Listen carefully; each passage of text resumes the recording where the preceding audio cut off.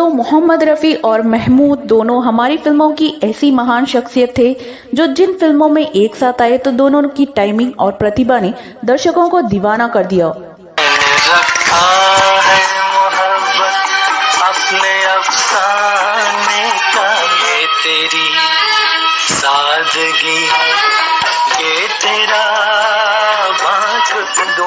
ये दोनों के कई सदाबहार नगमे हैं जिन्हें जब भी सुना जाता है तो चेहरे पर मुस्कान आ जाती है। महबूबा महबूबा बना लो मुझे दूल्हा, जला दो मेरा दुश्मन है जमाना देंगे से।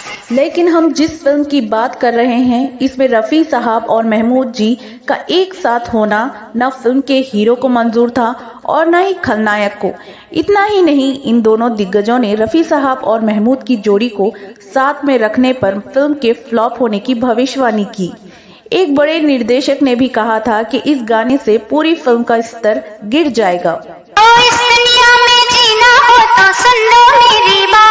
ये दोनों इस गाने को फिल्म से क्यों हटाना चाहते थे? निर्माता और निर्देशक ने इनकी राय क्यों नहीं मानी? इस फिल्म के फ्लॉप होने की भविष्यवाणी हो गई थी और नई फिल्म कैसे बन गई, हम इस पेशकश में इन सब का खुलासा करने वाले हैं। तो चलिए शुरू करते हैं गीत और संगीत का ये सुरीला सफर।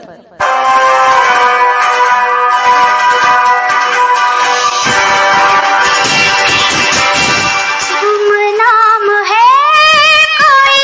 1965 में आई सस्पेंस क्राइम थ्रिलर फिल्म गुमनाम ने सफलता के कई रिकॉर्ड बनाए थे और हिंदी फिल्मों में रहस्य और रोमांस से भरी क्राइम का नया दौर शुरू किया था। इसके साथ ही इस फिल्म में कई लोगों के भरम भी दूर कर दिए गए।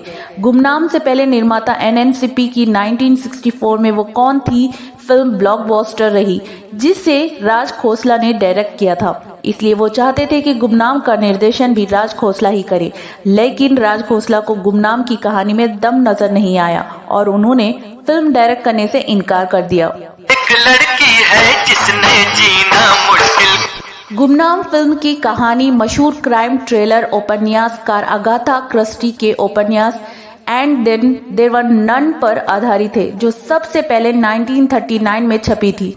राज खोसला के इनकार के बाद यह फिल्म राजा नवाथी ने डायरेक्ट की थी। इसमें मनोज कुमार नंदा, प्राण, मदन और हेलन के साथ महमूद का अहम रोल था, लेकिन महमूद की एंट्री से मनोज कुमार और प्राण दोनों भड़क गए।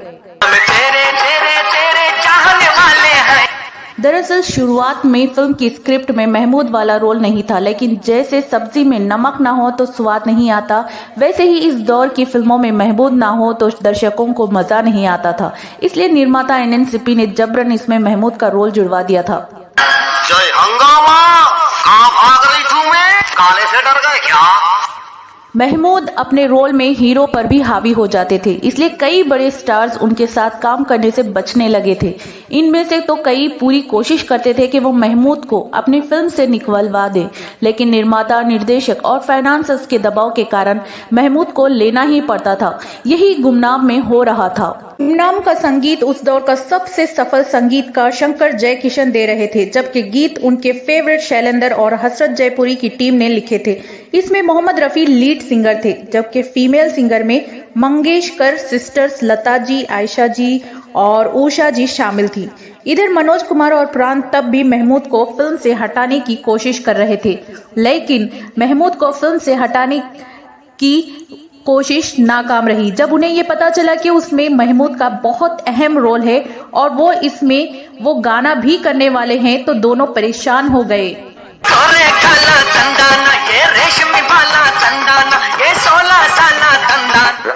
रफ़ी साहब ने इसमें हैदराबादी टोन को बहुत अच्छे से पकड़ा है, लेकिन जब मनोज कुमार और प्राण ने ये गाना सुना तो उन्होंने कहा कि ये बहुत घटिया गाना है और इससे फिल्म का स्तर गिर जाएगा। इसलिए अगर महमूद को भी नहीं हटाएं तो इस गाने को फिल्म से जरूर हटा देना चाहिए।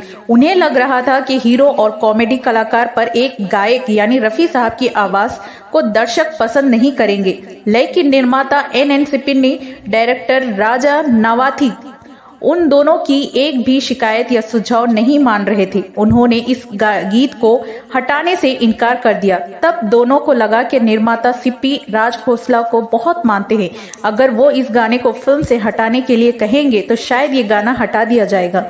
ये सोचकर उन्होंने राज खोसला के लिए गुमनाम का स्पेशल शो रखवाया। मनोज कुमार और राज खोसला दोनों बहुत अच्छे दोस्त थे, इसलिए राज जी ने भी दिया था कि गीत बिल्कुल ठीक नहीं लग रहा है, इसे हटा देना चाहिए। तब मनोज कुमार ने यहाँ तक कह दिया था कि फिल्म 3 हफ्ते भी नहीं चल पाएगी, लेकिन हमेशा की तरह निर्माता और निर्देशक ने इन शिकायतों की कोई परवाह नहीं की। अब सबको इंतजार था फिल्म के रिलीज का। ये फिल्म 24 दिसंबर 1965 को रिलीज हुई थी। दर्शक उसे क्राइम थ्रिलर को देखने के लिए सिनेमा हॉल पर टूटने लगे। इसकी कहानी और डायरेक्शन इतना जोरदार था कि दर्शक पूरी फिल्म में अपनी सीट से हिलते ही नहीं थे। इस फिल्म से प्रेरित होकर अलग अलग भाषाओं में कई फिल्में और टीवी सीरियल्स भी बनाए गए और इसका संगीत बहुत हट कर रहा। लेकिन सबसे ज्यादा तहलका मचाया इस गीत ने, जिस पर मनोज कुमार को सबसे ज्यादा एतराज था। जी हाँ, गुमनाम में महमूद के रोल और उन पर फिल्माए गए रफी साहब के उस गीत को लोगों ने खूब पसंद किया और ये गीत हमेशा हमेशा के लिए महमूद की पहचान बन गया। 1965 में कमाई के मामले में गुमनाम भारत की 8वीं सबसे ज्यादा कमाई करने वाली फिल्म थी, जिसमें टिकट बिक्री से 2 करोड़ 60 लाख रुपए से ज्यादा की कमाई की थी। इतना ही नहीं, इस गाने के दोनों कलाकार महमूद और हेलन को फिल्म फेयर अवार्ड्स के लिए नॉमिनेट किया गया था। इस वीडियो में इतना ही नहीं दोस्तों, आप भी अगर रफी साहब और महमूद के गानों और दोनों की दोस्ती के बारे में कुछ बताना चाहते हैं तो हमारे कमेंट बॉक्स में जरूर शेयर कीजिए। धन्यवाद।